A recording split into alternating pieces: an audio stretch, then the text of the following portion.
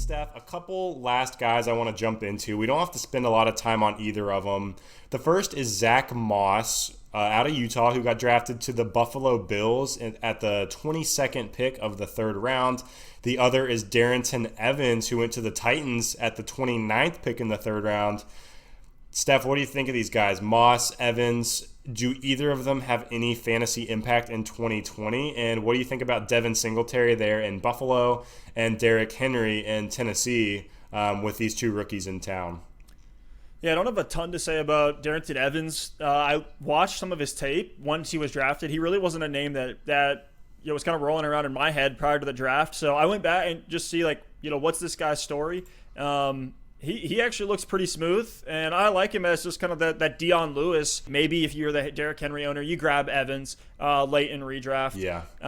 But Zack Moss, man, I actually have a lot to say about Zack Moss. He was great in college. He saw a ton of usage, but he's just going to be one of those guys that's tough to project. You're taking a boom-bust shot on him in redraft. I'm of the mindset where I want to stay away from Zack Moss right now in Dynasty until I see more from him next season. And if I start to see some of the potential shining through, we see a few glimpses, I'd be willing to make a move for him. If you look at Pro Football Focus, they love Zack Moss. They had him as the top prospect out of all the incoming draft classes at the running back position between 2020 and 2017.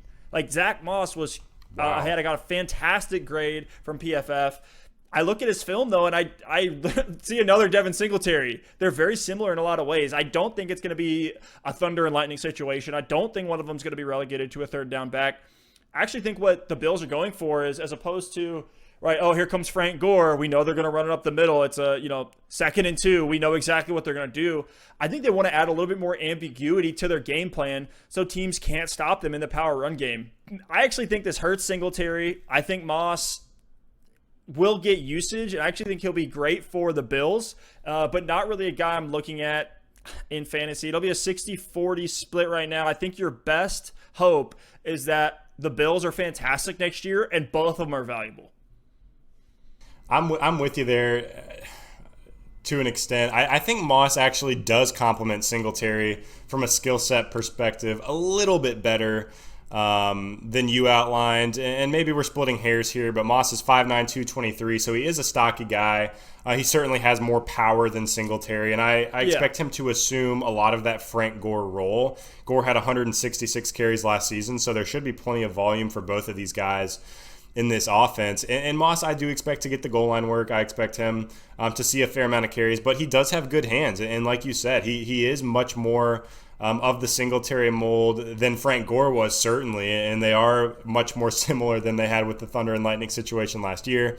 But yeah, I think Moss definitely has some fantasy appeal in 2020. I see it as more of a 65-35 split to start out, and maybe it gets a little bit closer to a 60-40, a 55-45 as we go.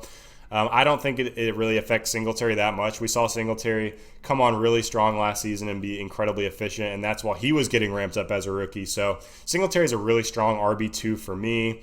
He's going to get most of the receiving work, and his touchdown numbers should go up from last season. So I like both of these guys to an extent. I think if you snag Singletary, you can slide him into an RB2 spot. But if you want to wait on Moss and have him as your RB3 or maybe even your RB4, he certainly could pan out as the season goes on.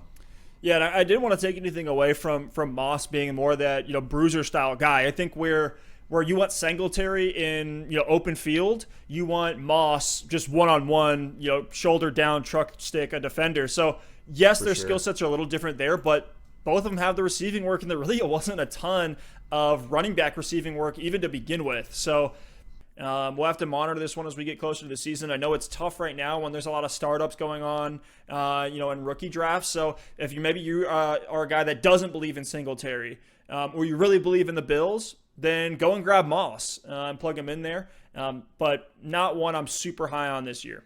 Yeah, I certainly think the plan with Buffalo is for both of these young guys to be kind of the 1-2 punch for years to come. We talked about a lot of teams in this draft that are gonna have committee situations.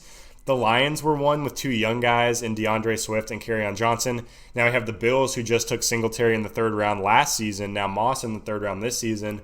I think their plan is just to have two really strong running backs that can complement each other well and have them develop with Josh Allen in this offense. So I think their plan is to roll this out as a committee for years to come. I think they like the talent and the skill set of both. And I certainly think both will have some sort of fantasy relevance in 2020.